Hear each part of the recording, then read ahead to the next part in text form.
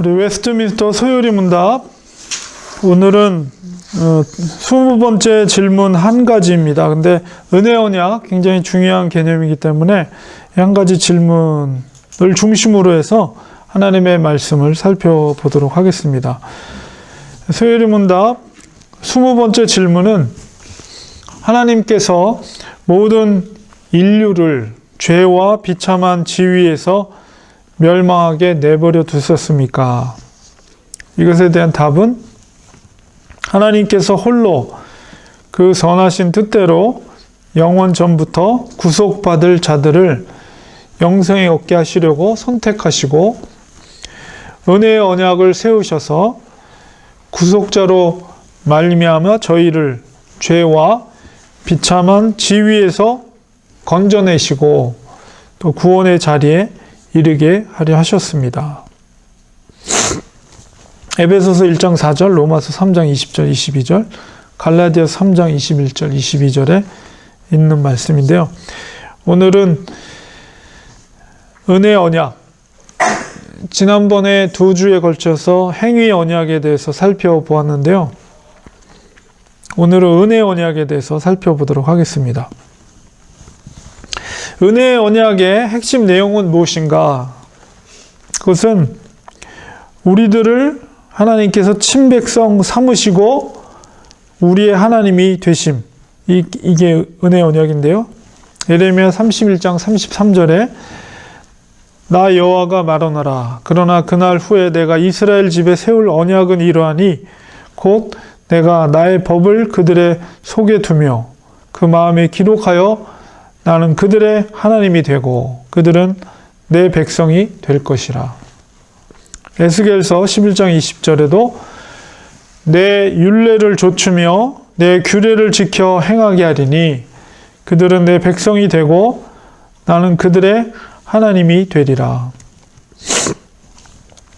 이 커버넌트 언약이라는 건 항상 쌍방이라고 그랬죠. 그래서 행위 언약은 은혜 언약과 비교해서 하나님과 인류의 씨였던 아담이 맺은 계약이라면, 이 은혜 언약은 바로 그 이후에 실패한 아담 이후에 바로 모든 인류와 또 하나님이 새롭게 맺은 언약이다. 물론 이제 이 중간에 우리가 구속의 언약에 대해서 언급을 먼저 했던 적이 있는데요.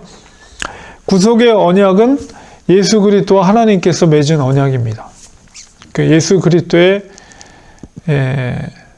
죽으심, 그리고 하나님께서 그 아들의 언약 관계 속에서 이행을 통해서 백성들을 회복케 하는, 구원에 이르게 하는 그 계약이 바로 구속 언약이라고 제가 몇 주 전에 말씀을 드렸는데요.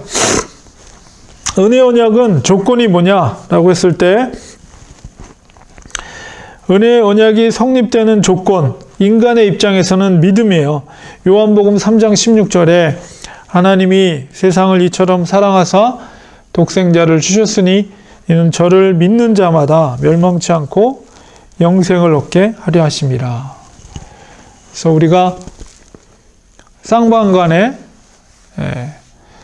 인류가 하나님 앞에서 지켜야 될 언약 관계 속에서의 의무는 바로 예수 그리스도께서 구속주가 되심을 믿는 것이죠. 예수 그리스도를 믿는 것이 조건이고, 또 하나님의 입장에서 그 약속을 이행하는 것은 그 믿는 자들에게 하나님께서 영원한 생명을 보장해 주시는 것입니다. 디도서 1장 2절에 영생의 소망을 인함이라. 이 영생은 거짓이 없으신 하나님이 영원 때 전부터 약속하신 것인데, 사도행전 13장 48절에 이방인들이 듣고 기뻐하여 하나님의 말씀을 찬송하며 영생을 주시기로 작정된 자는 다 믿더라. 이것도 여기서 예정문적인, 그래서 하나님이 작정한 자들은 바로 예수 그리스도를 믿게 되어 있는 거죠. 그래서 하나님의 입장에서 예수 그리스도를 믿을 때 그 사람에게 영원한 생명을 보장하는 것, 이것이 바로 은혜의 언약이다. 이렇게 이해하면 됩니다. 새로운 언약, 그것은 이제 새로운 언약이라고 그러죠. 행위 언약이 이제 첫 번째 언약이라면 새로운 언약의 중보와 보증은 누구십니까? 라고 했을 때 예수 그리스도 되십니다. 히브리서 7장 22절에 이와 같이 예수는 더 좋은 언약의 보증이 되셨느니라. 히브리서 8장 6절에 이제 그가 더 아름다운 직분을 얻으셨으니 이는 더 좋은 약속으로 세우신 더 좋은 언약의 중보시라. 이것은 바로 구속 언약 속에서 예수 그리스도의 순종을 통해서 십자가에서 죽으심을 통해서 그 죽으심의 효력이 대속의 효력으로 그것을 믿는 자들에게 죄사함을 이루게 하는 그런 은혜를 하나님께서 허락해 주신 것이죠. 그래서 이제 구속 언약이라고 하는데 바로 그렇기 때문에 하나님과 타락한 인류의 중보자 되신 분이 예수 그리스도 되심을 우리는 믿는 것입니다. 이 새 언약인 은혜 언약은 어떻게 세워졌습니까? 바로 예수 그리스도의 보혈로 세우셨습니다. 여기서 예수 그리스도의 보혈이라는 것은 피라는 것은 죽어짐이죠. 그래서 예수님의 십자가에서 죽으심의 의미가 단순하게 한 청년의 죽음이 아니라 그 죽음은 바로 인류를 대속하기 위한 대속의 죽음이다 라는 것을 믿는 것입니다. 누가복음 22장 20절에 저녁 먹은 후에 잔도 이와 같이 하여 가라사대 이 잔은 내 피로 세우는 새 언약이니 곧 너희를 위하여 붓는 것이라. 그래서 성찬을 처음에 행하실 때 예수님의 피의 의미를 말씀을 친히 하셨습니다. 예수 그리스도께서 십자가에 못 박혀 죽으신 이유와 그 목적이 무엇입니까? 이게 바로 이제 언약, 구속의 언약인데 이유는 뭐냐? 그것은 바로 첫 언약을 범한 아담의 죄, 오리지널 신이죠. 원죄를 속하기 위해서 죽으신 것입니다.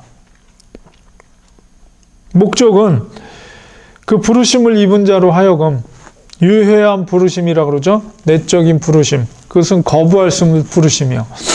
소명은 그 부르심 소명에는 외적 소명과 내적 소명이 있는데 외적 소명은 거부할 수 있어요. 교회 갑시다. 예수님 믿으세요. 싫어요. 안 가요. 안 믿어요. 이렇게 거부할 수 있지만 내적으로 하나님께서 부르시는 유효한 소명은 불가항력적으로 거부할 수 없는. 그래서 그 하나님의 은혜로 예수 그리스도를 영접하게 되는 것이죠. 그래서 그 부르심을 입은 자로 하여금 영원한 기업의 약속을 얻게 하시려고 예수님께서 돌아가신 것입니다.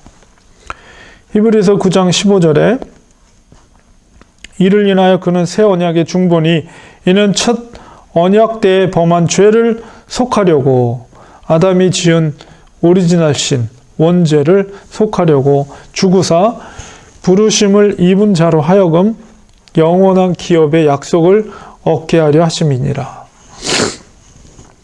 제가 지난번에 인간의 타락에 대해서 그래서 죄의 문제에 대해서 말씀을 드릴 때 죄는 두 가지라고 그랬죠. 원죄와 본죄. 본죄라는 것은 뭐 다른 말로 자범죄. 자기가 범한 죄를 말하죠. 근데 이 자범죄는 어디서 근원이 되느냐라고 했을 때 오리지널 신, 원죄로부터 근원이 된다. 이렇게 말씀을 드렸습니다. 근데 예수님의 죽으심의 의미는 바로 아담이 지었던 원죄의 문제를 해결하시는 거다. 그렇다면 원죄의 문제가 해결될 수 있다면 자범죄, 나의 본죄도 해결될 수 있다는 것이죠. 그래서 예수 그리스도의 이름으로 우리가 회개를 하는 것입니다. 그렇다면 이 은혜 언약의 최종적인 실현은 언제입니까? 그것은 하나님과 영원히 함께하는 하나님 나라에서입니다.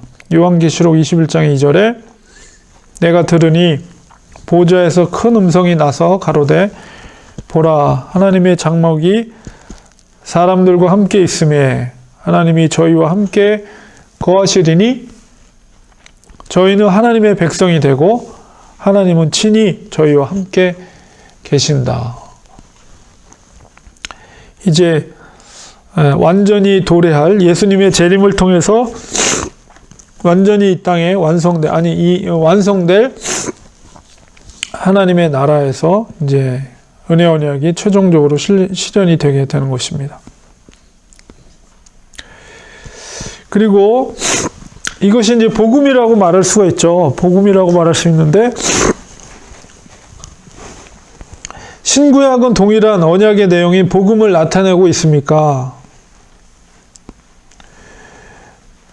갈라디아서 3장 8절에 하나님이 이방을 믿음으로 말미암아 의로 정하실 것을 성경이 미리 알고 먼저 아브라함에게 복음을 전하되 모든 이방이 너를 인하여 복을 받으리라 하였으니.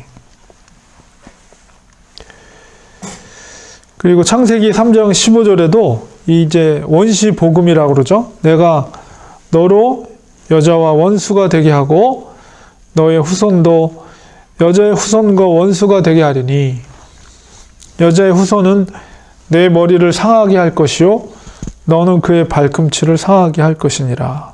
그래서 여기서 여자의 후손은 바로 예수 그리스도를 의미하는 것이며 사탄의 머리를 상하게 할 것이다. 십자가의 죽으심으로 사탄은 치명적인 손상을 받게 되었습니다.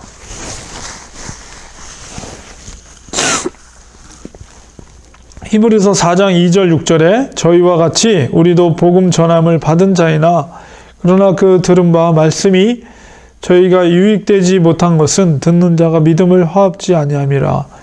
그러면 거기 들어갈 자들이 남아있거니와 복음 전함을 먼저 받은 자들은 순종치 아니함을 인하여 들어가지 못하였으므로. 그래서 신구약 성경 속에서 동일하게 언약의 내용인 복음을 나타내고 있는 것을 우리가 보게 됩니다. 그래서 우리가 언약적인 관점에서 성경을 바라보는 것이 가장 건강하게 성경을 해석할 수 있는 중요한 관점이다. 그래서 그것을 이제 커버넌트 티올로지라고 하는 것입니다. 그래서 언약 관계 속에서 모든 것을 우리가 해석할 수가 있죠. 물론 이제 성경을 보면 더 구체적으로 구원의, 그러니까 성경의 신구약 성경 전체는 바로 구원을 이루는 하나님의 스토리라고 볼 수가 있는 것입니다. 그래서 거기서 가장 핵심적인 구원의 메시지는 바로 은혜 언약 관계 속에서 예수 그리스도를 통한 우리의 구원, 우리의 죄의 대속, 그것을 통한 하나님이 약속하신 영생을 누리는 것, 미래적인 또한 하나님 나라의 완성, 이런 것들이 바로 언약의 신학 속에서, 언약적인 관점 속에서 성경을 바라보는 건강한 그리고 중요한 관점이라고 볼 수가 있습니다. 그래서 오늘은 이 복음의 핵심적인 메시지로서 은혜 언약이 무엇인가, 그 내용, 그리고 그 효력, 그런 것에 대해서 우리가 살펴보았습니다. 오늘은 여기까지 하겠습니다. 기도하겠습니다.